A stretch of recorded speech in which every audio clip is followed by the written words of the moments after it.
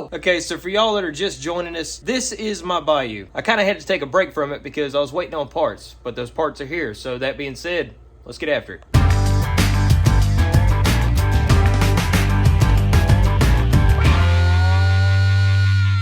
So when I first started trying to get this Bayou running, I had to replace the carburetor on it. Well, the carburetor kit that I could find, because this didn't have an airbox, came with a filter. One of these filters. You know exactly what I'm talking about. A bad fart could clog one of these filters. So I went on eBay and found me a used airbox. The good thing about Bayous is they made them forever, so parts are available. The bad news is, stuff like airboxes, they don't make anymore. So you pretty much have to buy them pre-owned. This one happened to be in good shape, but it didn't come with a lid. I did, however, find a lid. So now, I'm going to install this in there and get a proper airbox on this thing. You know what? Let me clean out this nasty thing first. That's better. Alright, so when you put your airbox in, don't immediately bolt it down. Drop it all the way down and slide it back, but kind of tilt it upwards, just like you see right here. Reason being is you still have to put this intake boot in. Yeah, it's dirty, but I cleaned the inside up, so it's good. There's an offset on this. Here's your carb side, here's your airbox side. So when you go to pop it on the carburetor from this side, then you can slide your airbox in on this side and then bolt the airbox down. Ask me how I know.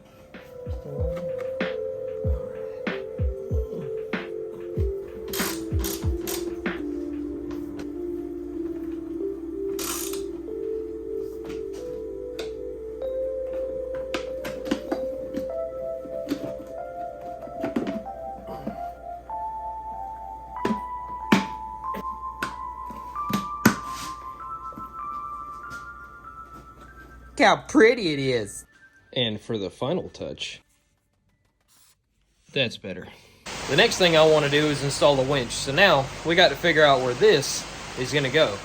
And after a little bit of surgery, I think I got it figured out. So what I'm going to do is I'm going to take my plate and go up in here like this.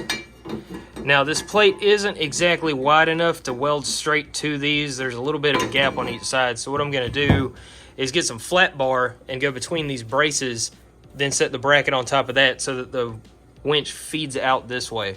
All right, so I got the winch mounted to those bars that I made. These right here, they go all the way under the mounting plate, and I've got them just clamped on here at the moment to make sure everything fit. That thing barely fits in there, but it fits, so I'm good with it. Right here, it's 2" by 1/4" flat bar, and I've drilled the holes through it.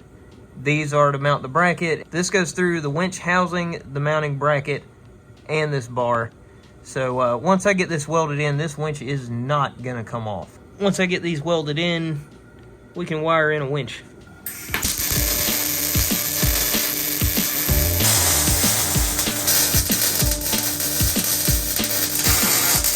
So if you've ever watched our channel before, you know that I don't like two things, and both of them are wiring. Unfortunately, what do you have to do when you're installing an electric winch? Wiring. Not a lot of it, but just enough to make me mad. So I figured it was pretty simple, right? You hook up the main power wires that go to the control box. The control box goes to this switch. And then out of the control box, you've got 2 other power wires that are color-coded, so you can't screw it up, that go to the winch itself. Right? Wrong. So I hooked up the winch and tested it out, and it didn't work. So I was like, okay, maybe a wire's loosened up somewhere, or I've got something hooked up wrong. Went over everything and it was hooked up correctly. Still didn't work. So I'm starting to freak out thinking, oh, I bought a winch that just doesn't work, so now it's just a pretty paperweight. No, these things apparently come with instructions for a reason. Come to find out, it was really, really easy, and I feel really, really stupid. You're not going to be able to see it very well, but I've got the power wires that come out of here from the winch, and they go up to that control box that's kind of hanging there. That's probably something I need to address soon. That's the wires coming from the winch. Those are the wires going to the battery. These go up to this controller on the handlebars. There's 2 wires that go into that plug, and then there was a 3rd wire, this red one right here. This needs to be hooked in to your power wire coming off your ignition switch so that it's only powered when the ignition is on. I didn't know that. Finally figured that out, plugged it in, and this thing works. Watch this.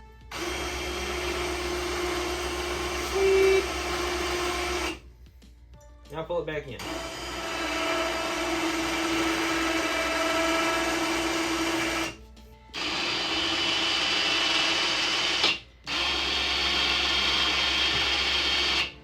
It works.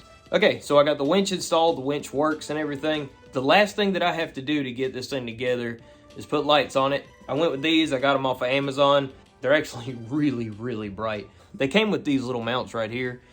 What I'm gonna do is put those on so that they can be adjusted. Well, down here at the bottom, they have to be bolted on. So I'm just gonna drill a hole straight through the rack and mount them here.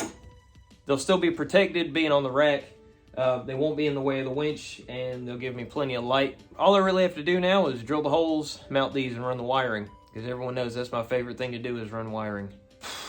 Here we go.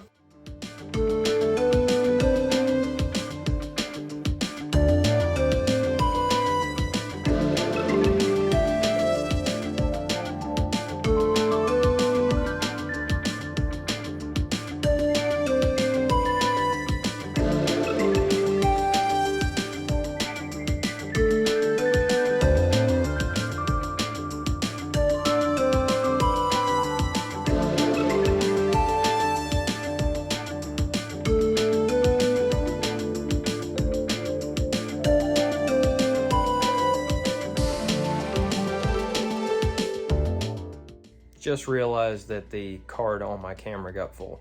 So I'm gonna walk you through what I've done, but the lights are wired.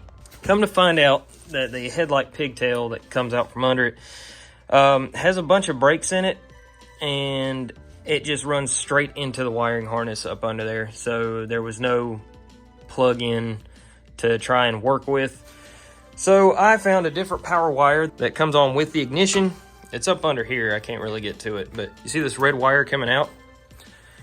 I extended off of that wire, it comes up through the vents, follows down, power goes in here. I've got a fuse specifically for the headlights, and there's my ground.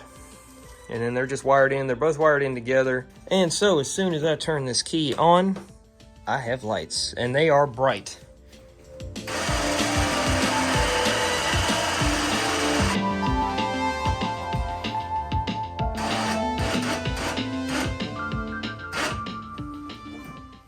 So the lights work and the winch works. I'm really excited about this because I've never actually had a four-wheeler with a winch on it. This is gonna open up to do some stuff that I've never really been able to do before. It is a Kawasaki Bayou 220, but these four-wheelers are more than capable, and I am going to prove that. I'd love to take it out and ride it around, but it's raining, it's freezing outside, and I'd rather me and John be able to go with both the Bayous, so it's two four-wheelers instead of one. So I'm going to try and organize that with him. We've both got a lot of stuff on our plate here recently, so hopefully we'll be able to take out both the Bayous soon. But if you haven't already, you can like and subscribe.